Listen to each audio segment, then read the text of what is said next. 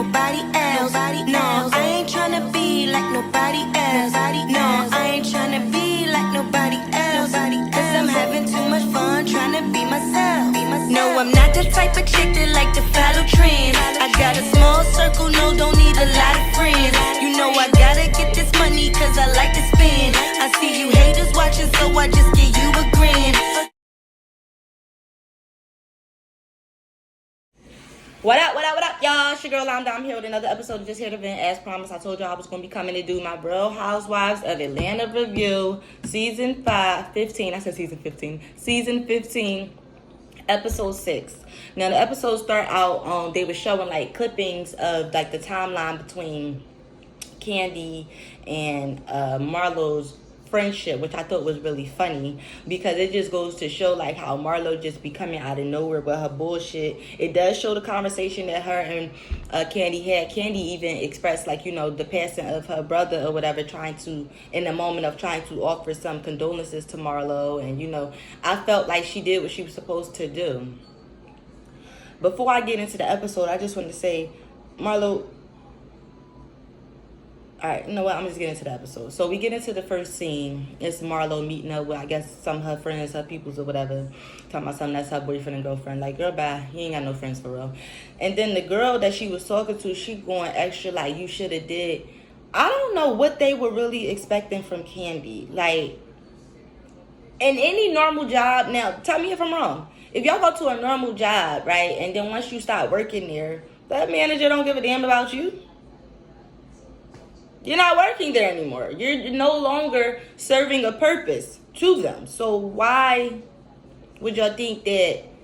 And even if you think you and Marlo and you and Kandi friends, you drag her continuously. And just like she said, the very same few days later after you told her that, you was talking about signing up for some cameo shit to make some money. So it's like, are you distraught? Are you hurt by your nephew's passing? I hate to ask that, but I have to because it's giving the impression that you're not. And as she said, why are we waiting till 2 years later? You trying to make pieces connect. You basically trying to tie Kandi to a murder.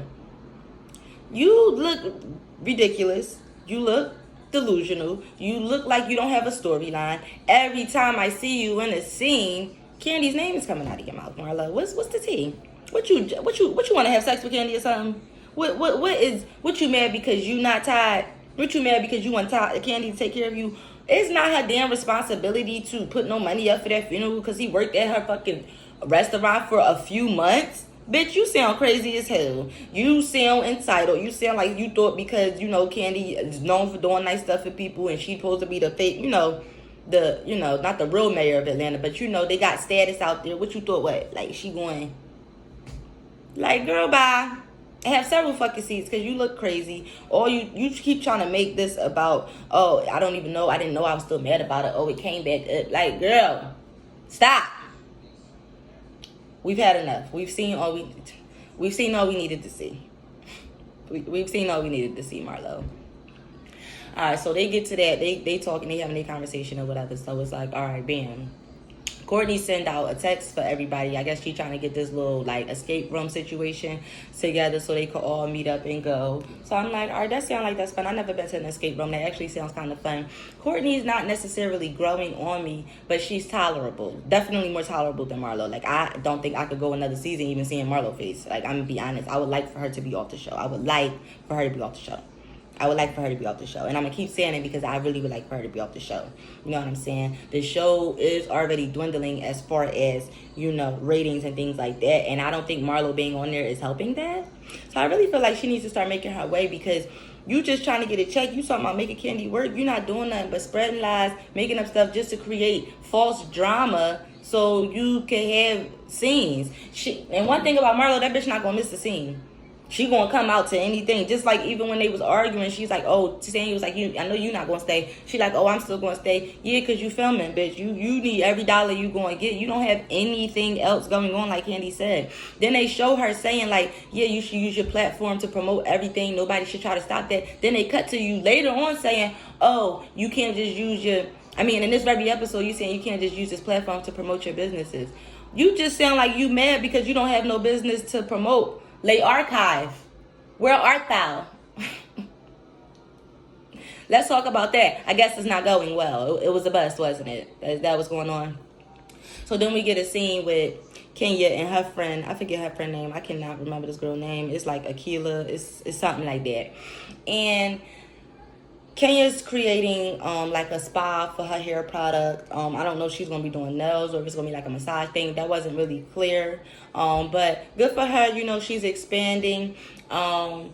You know, that's what's up. She was just saying like that's going to be something for her legacy for Brooklyn. And I really, really love that, you know, that generational wealth. You know what I'm saying? That's something that I didn't grow up on, you know what I'm saying? So I'm definitely trying to do all I can and work as hard as I'm able to have something to leave for my son or to have something to give to my son when he gets of age. You know what I'm saying? So I really think that that's great. She's showing growth within herself, within her business. And I really think that that's a real good look for Kenya. You know what I'm saying? Congratulations.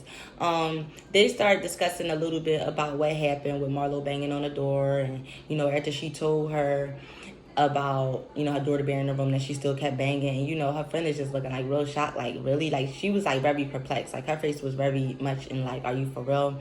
And then she also was telling her about how Marlo had cut somebody's face. You all know the story about her cutting the girl's face, you know. She said it was 23 years ago. Don't matter. You did it, bitch.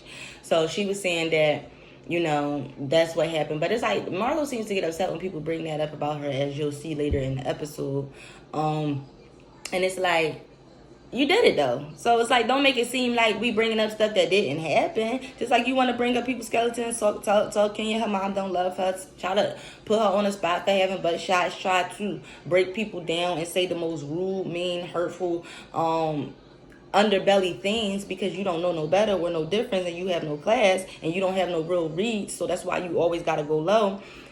How can you do all of that and then you want people to feel sorry for you or have sympathy for you or be like, oh, and then it's like, girl, absolutely the fuck not. Like, no. That make no sense, lady. And I feel like, you know, this is starting to get spun out of control, you know what I'm saying, with Marlo, because now you just saying straight lies, because she had said that the guy, that she met the guy at, first it was he worked at OLG, the guy that killed her nephew. Then now you changing it to, he met him there.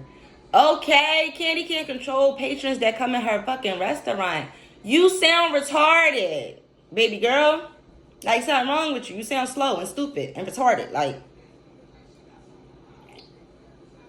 I don't understand how you could possibly try to correlate the two things and say that they're one and the same, or that has, how does that have anything to do with Kandi? It's just like Kandi said in her confessional. Your job, Marlo, is to try to stop people or make people afraid to come to her business.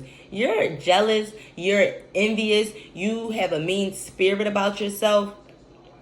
Even you're seeing like this episode with the boys. It's like, all of this fake ass love, all of your scenes are staged when you're with your nephews. I don't give a fuck what nobody say. All of your scenes are staged when you're with your nephews, okay? They don't even like you for real, and bitch, you don't like them neither. Let's, I'm tired. It's time to be honest here. She don't like them kids. She's using them as a storyline, and she's using them for a check, because I know she probably getting paid to be a foster parent. That's one of her checks coming in. Don't y'all fucking forget it. She ain't adopted them fucking kids yet. And bitch, what is you waiting on? You don't really want them kids. That's why, because you know if you do that, then you know you gotta have them. You hoping your sister get better. You praying, bitch, on your knees every fucking night about that shit.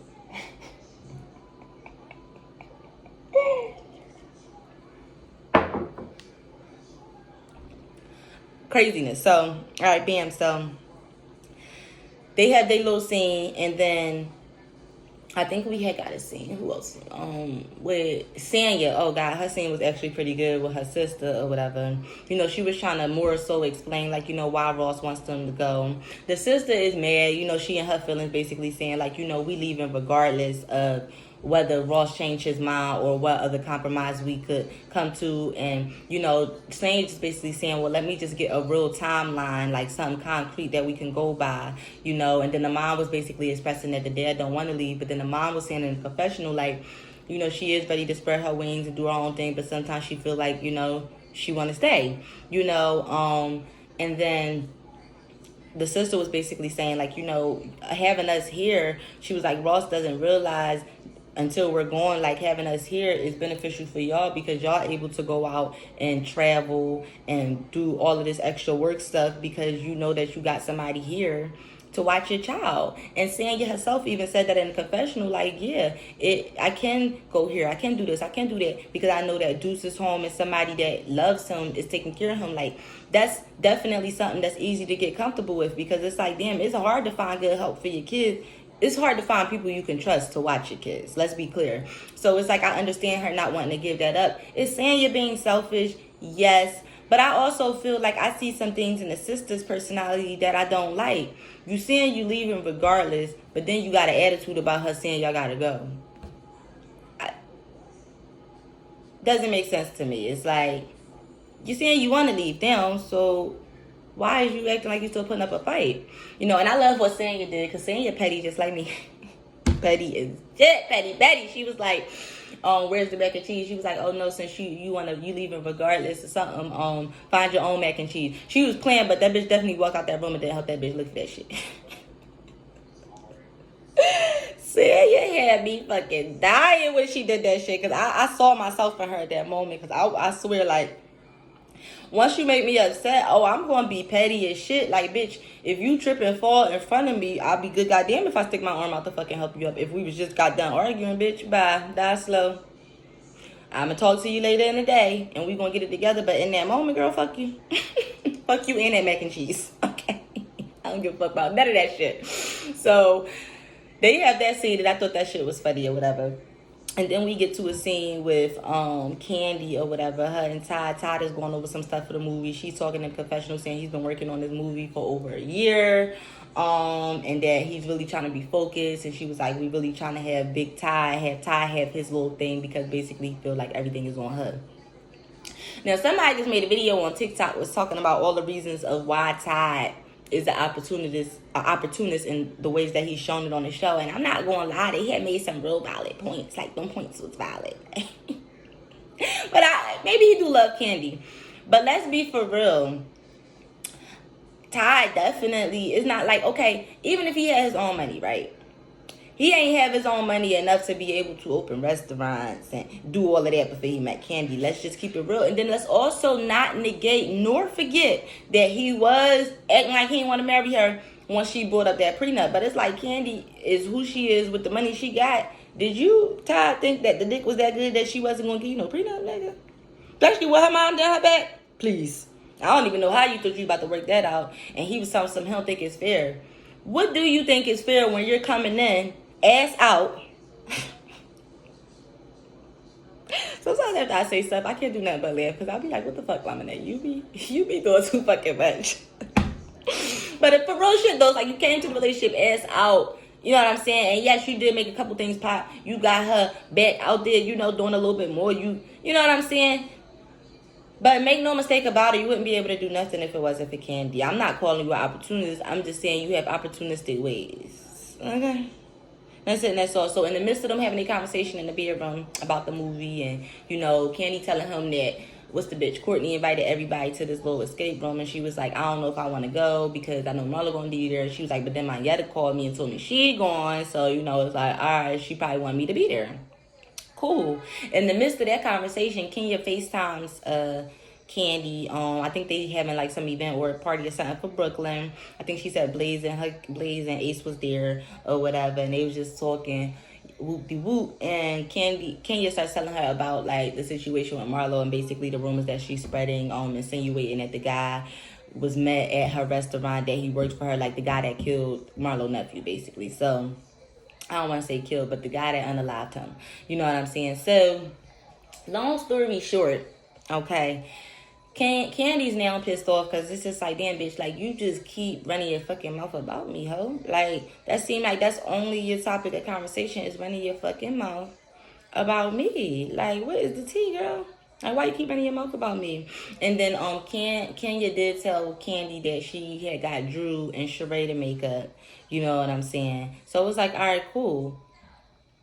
So I'm just waiting for the event. You know what I'm saying? So it's like, what is going on in this episode? Oh, then we have a scene with Drew and her husband. It's like outside. I think they like outside of the house.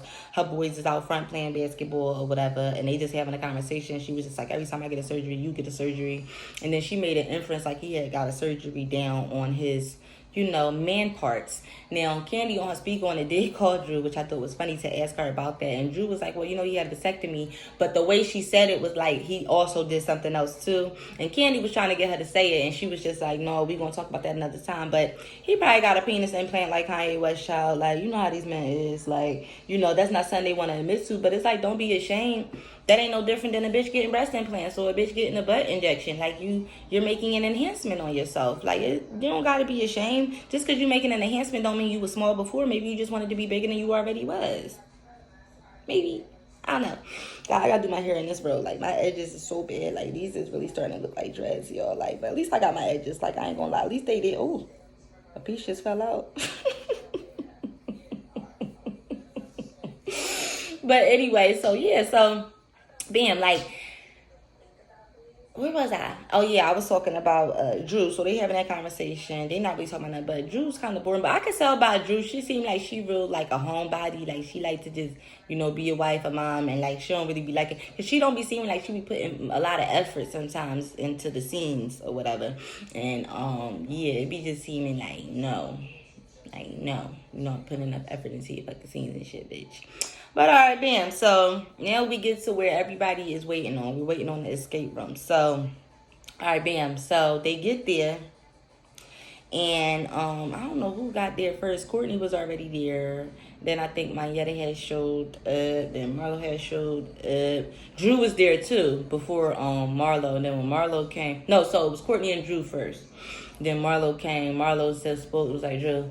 And like, some shit like, bitch, I ain't speaking to you. And then like, Drew was just like, bitch. And Marlo wanted to go somewhere else because she basically was saying like, I'm not going to sit here with Drew or whatever because we beef, because she mad because Drew didn't say the word shooting in the other episodes, so she's still mad about that. Like, you're mad because people don't want to help you team up against Kandi. You look, everything about you is screaming hater, jealousy, envious. Like, everything about you is screaming that right now. You know what I'm saying? So she leaves. So everybody start coming in. Monyetta. Then Kenya came. I love when Kenya is not like all dressed up and she in like what we call down to earth, like chilling, like walk around clothes. She be looking like real nice like that. You know what I'm saying? She needs to do that a little bit more often. It was a light beat on the face. She looked good. She looked good when she came to the escape room. And I think Kandi got there last. And what's so crazy is as soon as she came in, you could cut that fucking tension with a knife, child. Sorry, y'all, that's my guilty pleasure. So you can cut that tension with a knife. And I like how Kandi didn't waste no time. She got right to the fucking point. Basically, like, Marlo, I can't sit here and do this without asking you. Let me ask you something. So what are you saying about... Kandi had me cracking up because she didn't even say her nephew. She said her cousin. That bitch... She said, what are you saying about... Oh, your cousin...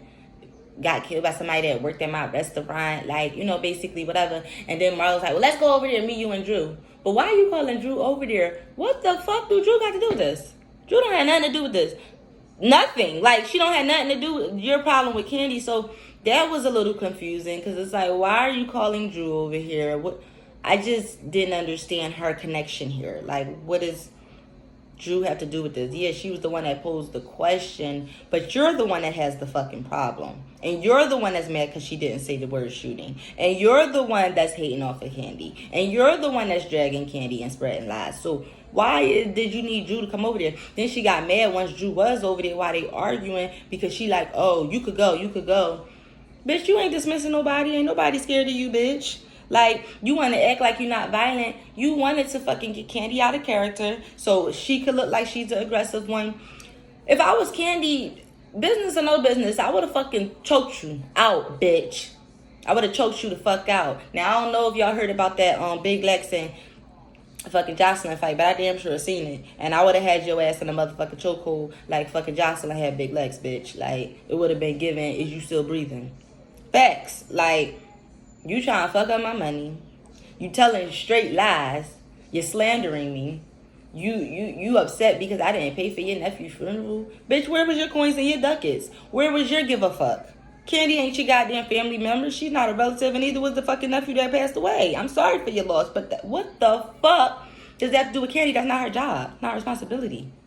Kandi even said on her speaker on it, like, damn, like, you want me to help you get your record expunged? Bitch, I don't even know nothing about that. I'm a fucking actress. I'm a singer. I'm a reality star. I'm a mom. I ain't no cop. I ain't no deputy. I ain't no sheriff, bitch. What the fuck I got to do with you getting your record expunged? Not a goddamn thing. You talking about helping you. She tried to help you get a show. She was the one that was fighting for you to even be on the show. She has always spoken to you in a positive way, saying that you should get impeached. So all of this turnaround is just like, where is it coming from? Are you doing all this fighting with her just so you could have your camera time? Help me understand, because I can see Kandi is not full of that shit this season. Like, that bitch is tired. That bitch is tired because y'all come with the same shit every last few years, trying to come at her, talking about something she's not working, or saying that she's not doing what she's supposed to be doing on the show. Like, Marlo, nobody even knows what you're doing on the show. We're still trying to figure out and wonder why and ask questions because we need answers. We want to know why you're on the show, having this fake-ass storyline with your nephews, creating drama with Kandi. I just want to make it make sense, and then Kandi and Marlo was arguing for a good while before it started to get a little heated. They was all still sitting at the table, Monyetta, Sanya, and all on before it got heated or whatever. And then it was like when they seen Kandi starting to get bucked, I guess Monyetta know Kandi be ready to throw them fucking hands and shit. Kandi be ready to throw them fucking hands and shit. So they got over there because they trying to make sure. So, Kenya gets over there. Kandi start yelling at her like, bitch, do not pull me. Do not touch me. Like, you know what I'm saying? I don't give a fuck if you my friend or not. When I'm upset and I'm about to smack a bitch, don't stand in my way, because then you preventing me from having all use of all my hands and all my fucking leverage when you starting to push back on me or push me back. No, I need all my stands still up. I need my feet planted. You hear me? Get that fucking, you know what I'm saying? Because we ready to tussle, bitch. Like, so you got to get your stance right. That shit got to be firm.